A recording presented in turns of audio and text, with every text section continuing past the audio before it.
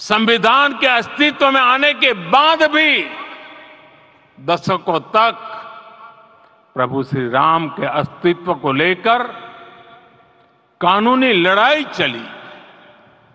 मैं आभार व्यक्त करूंगा भारत की न्यायपालिका का, जिसने न्याय की लाज रख ली।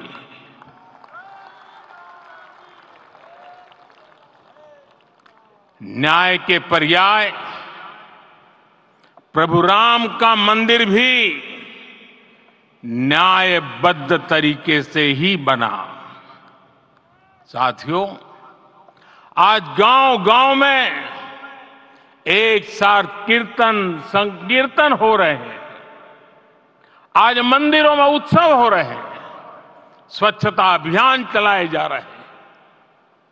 पूरा देश आज दीपावली मना रहा है।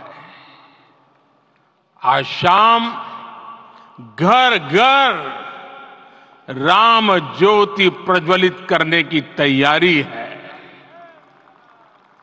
कल मैं श्री राम के आशीर्वाद से धनुषकोडी में राम सेतु के आरंभ बिंदु अरिचल मुनाई पर था।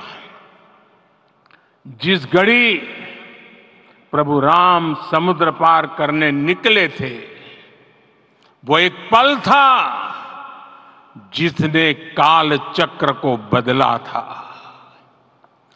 उस भावमय पल को महसूस करने का मेरा ये विनम्र प्रयास था।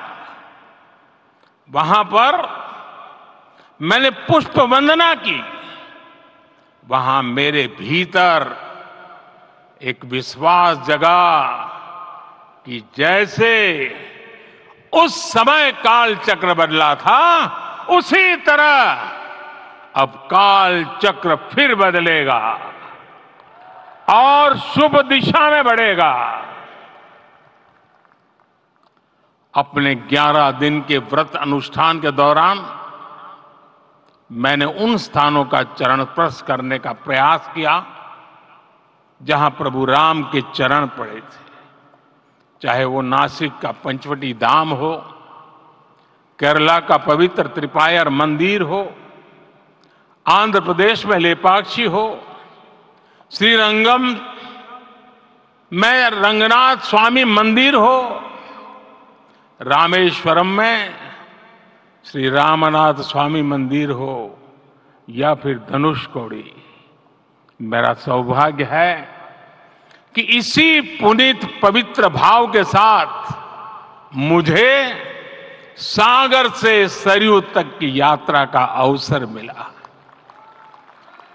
सागर से सरयू तक हर जगह राम नाम का वही उत्सव भाव छाया हुआ है। प्रभु राम तो भारत की आत्मा के कण कण से जुड़े हुए हैं। राम भारतवासियों के अंतर मन में विराजे हुए हैं।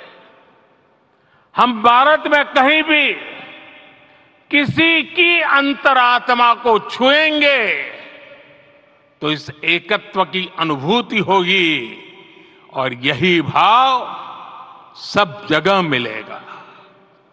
इससे उत्कृष्ट, इससे अधिक देश को समायोजित करने वाला सूत्र और क्या हो सकता है। मेरे प्यारे देशवासियों, मुझे देश के कोने कोने में अलग अलग भाषाओं में रामायण सुनने का अवसर मिला है, लेकिन विशेषकर पिछले 11 दिनों में रामायण अलग अलग भाषा में अलग राज्यों से मुझे विशेष रूप से सुनने का मौका मिला। राम को परिभाषित करते हुए ऋषियों ने कहा है, रमन्ते यस्मिन् इति रामः, अर्थात जिसमें रम जाए वही राम है।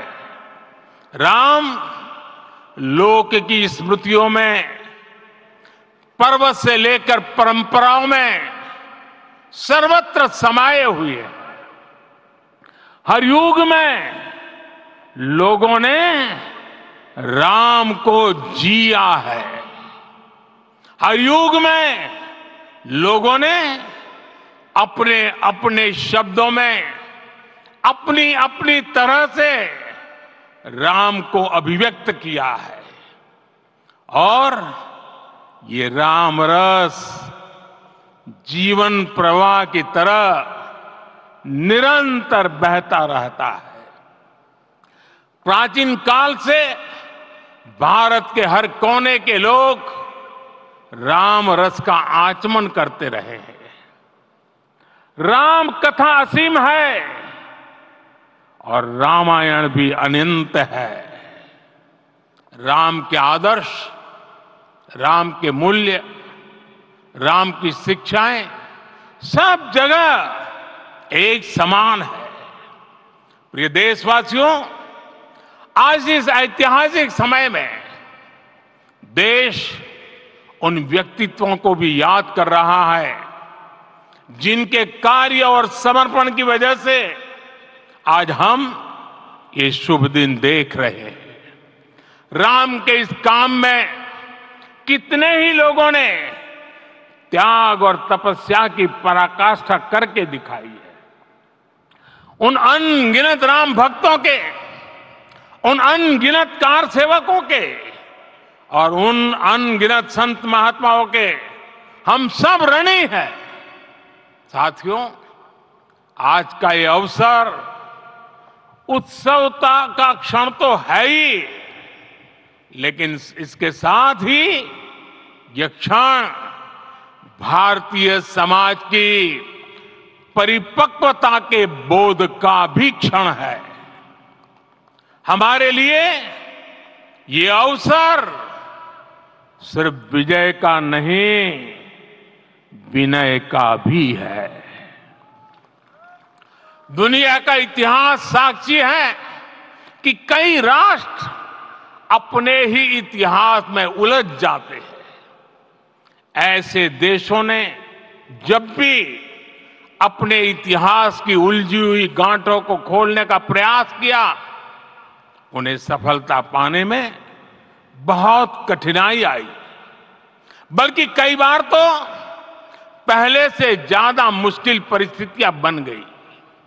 लेकिन हमारे देश ने इतिहास की इस गांठ को जिस गंभीरता और भावुकता के साथ खोला है, वो ये बताती है कि हमारा भविष्य हमारे अतीत से बहुत सुंदर होने जा रहा है।